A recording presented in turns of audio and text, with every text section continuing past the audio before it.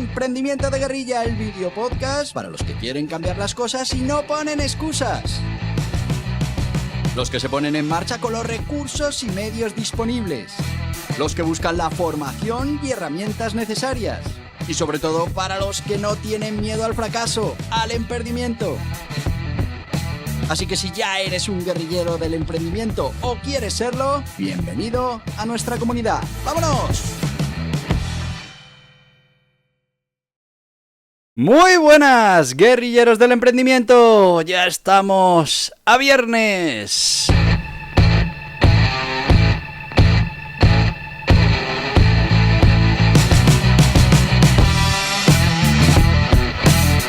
Viernes 13 de junio. Qué poquito nos gusta los viernes, se nos acaba esto del emprendimiento. Algunos, otros tienen que seguir el fin de semana. Pero bueno, ya sabes que la ventaja que tienen los viernes es que hablamos de aprendimiento, aprender a emprender, y que ahora mismo estamos con la contabilidad y bueno, pues mucho tiene que ver con la contabilidad. Después esa declaración de impuestos que justo dejamos la semana pasada, que tenemos que empezar con la declaración de las retenciones practicadas. Ya estuvimos hablando de la retención del IVA y bueno, los beneficios. Bueno, pues hoy tenemos que hablar de esa declaración de retenciones practicadas. Dentro de esas obligaciones que tiene el autónomo.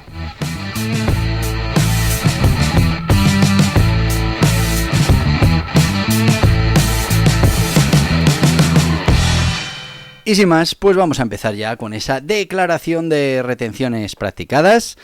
Y bueno, pues si al final como autónomo pues estás pagando a otros profesionales o estás pagando a empleados, que también, o alquilas un local a un particular, pues puedes estar obligado a retener parte del importe y pagárselo a Hacienda en nombre del beneficiario. Al final, pues estamos trabajando de recaudadores para la Hacienda pública. Bueno, pues esto se conoce como obligación de retención y bueno, es muy común, por ejemplo, si contratas a un autónomo y le pagas 1.000 euros, pero bueno, pues estás obligado a retenerle el 15%, pues le retienes 150 euros y se lo pagas tú a Hacienda. Si alquilas una oficina a una persona física, pues le tienes que retener el 19% del alquiler mensual. Y igual se lo tienes después que ingresar a la agencia tributaria. La periodicidad generalmente es trimestral, puede ser mensual, dependiendo del país y del volumen de las operaciones. Las declaraciones más habituales, por ejemplo el modelo 111 en España, que hablamos de retención de profesionales o empleados. El formulario 31 en Chile, retención de segunda categoría. Y el ISR retenido en México en pagos a personas físicas. Y es que la obligación no termina en pagar. También, bueno, pues debes emitir certificados anuales para que las personas a las que retuviste pues puedan justificar esos importes en su declaración de la renta. Al final, aquí en España lo que hay que hacer es un resumen mensual de todas esas retenciones. También tenemos los ciertos informes adicionales periódicos, que dependiendo del país pues hay unas obligaciones o hay otras. Y es que además de las declaraciones tributarias con resultado económico, pues hay algunos países, España, que exigen informes recapitulativos o informativos sin ingreso monetario. Es lo que yo te decía de esos resúmenes anuales. Al final la función es permitir al Estado cruzar información. Ya ves tú, trabajamos 3, 4, 5 veces para que el Estado pueda cruzar la información en lugar de que inviertan en tecnología y se pueda hacer, ¿no? Por ejemplo, el resumen anual de IVA, que es el modelo 390 en España, pero también tenemos, por ejemplo, esas operaciones con terceros superiores a 3.000 euros. Es el modelo 347 en España.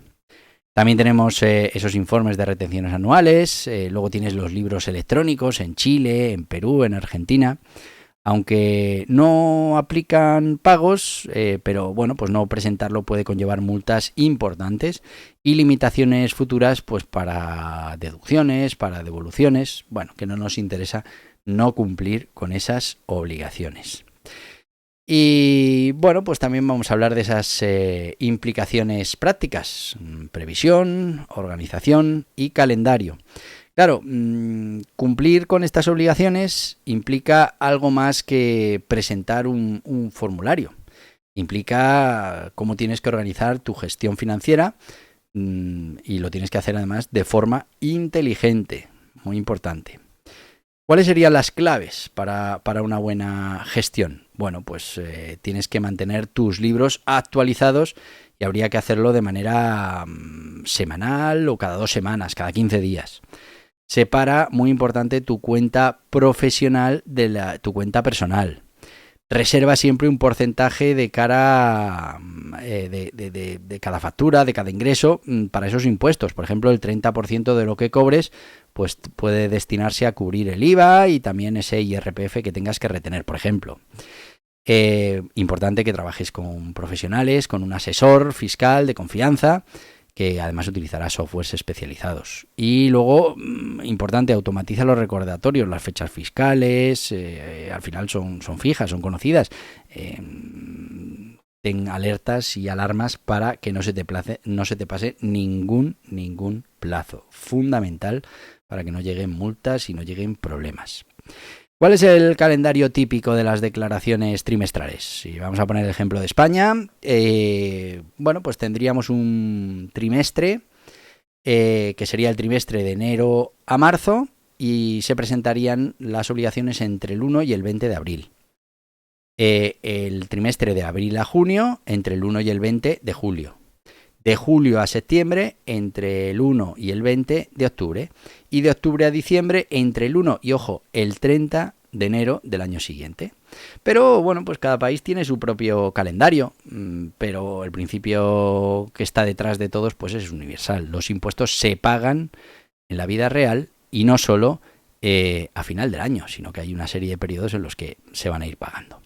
Así que ya sabes, prevenir es mejor que regularizar, así que esas obligaciones fiscales periódicas no son un castigo, o sí, son una forma de ordenar la relación entre la actividad y el Estado y bueno, pues de mantener ellos un flujo constante de ingresos fiscales. Como autónomo, no cumplir con estas declaraciones pues puede tener consecuencias muy importantes.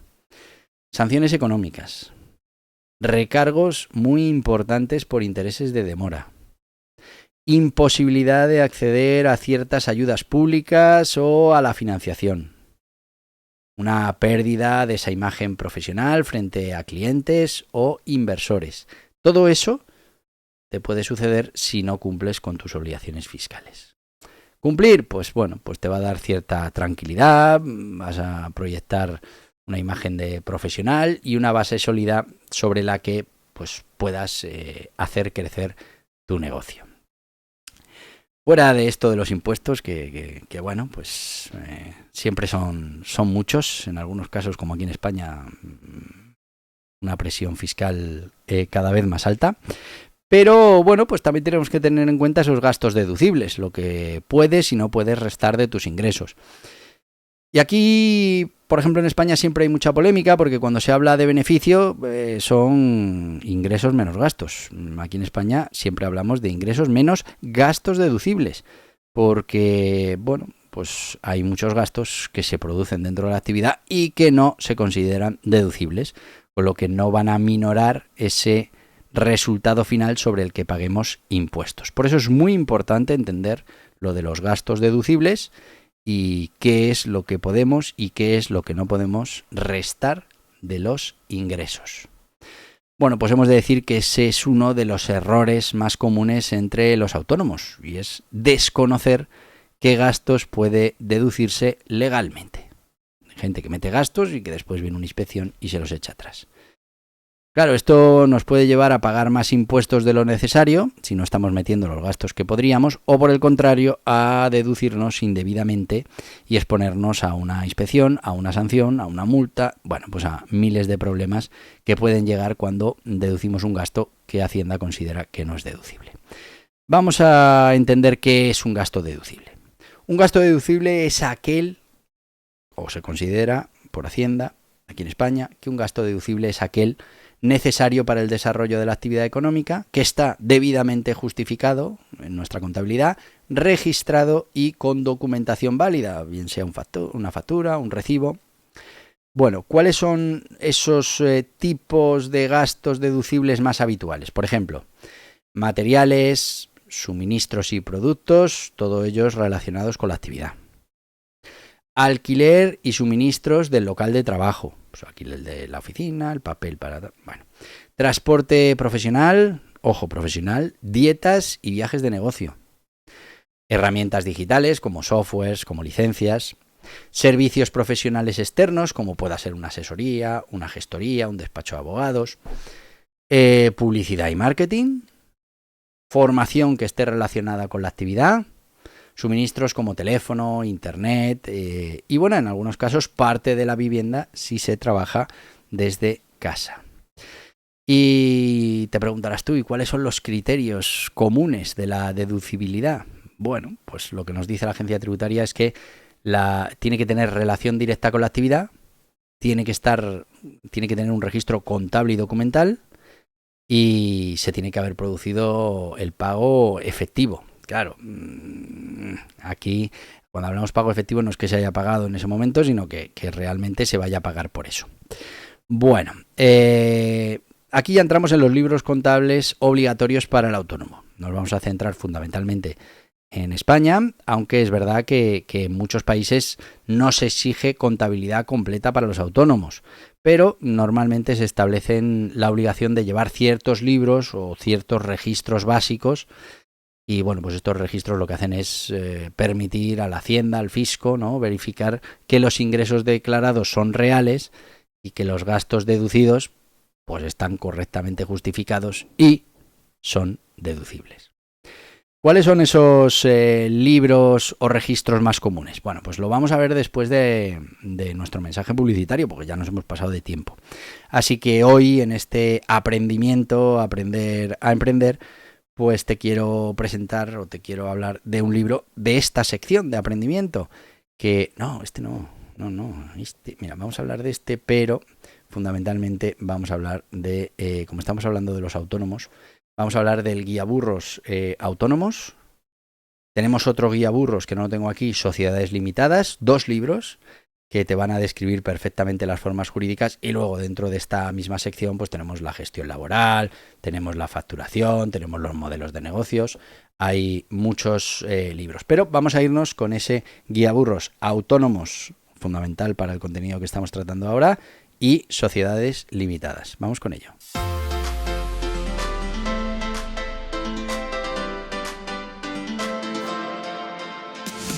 ¿Estás pensando en poner en marcha un negocio o un proyecto de emprendimiento?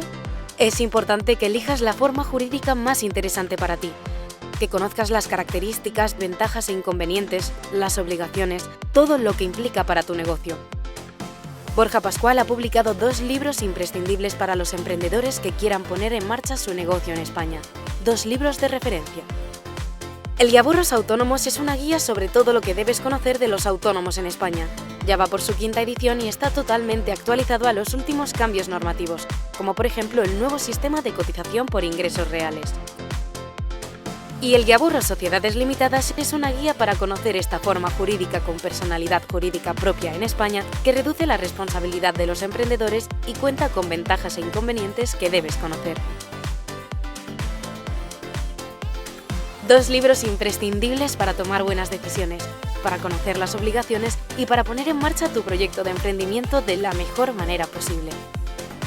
Estos libros están disponibles en las principales librerías y en internet en borjapascual.tv.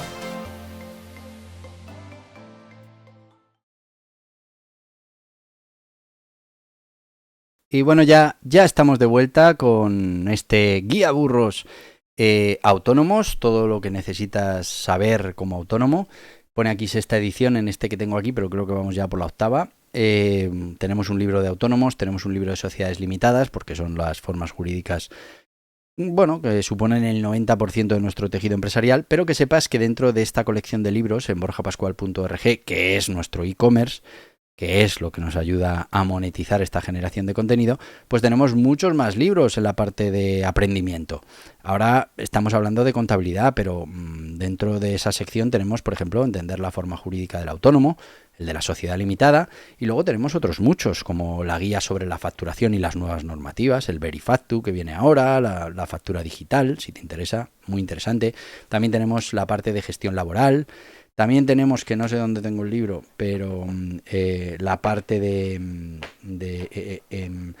modelos de negocio. Bueno, pues muchos libros que tienen que ver con el aprendimiento, con aprender a emprender.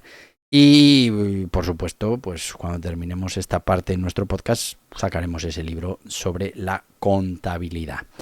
Lo interesante es que en borjapascual.org este libro, igual que en las librerías y en las plataformas online, cuesta menos de 10 euros, 9,95.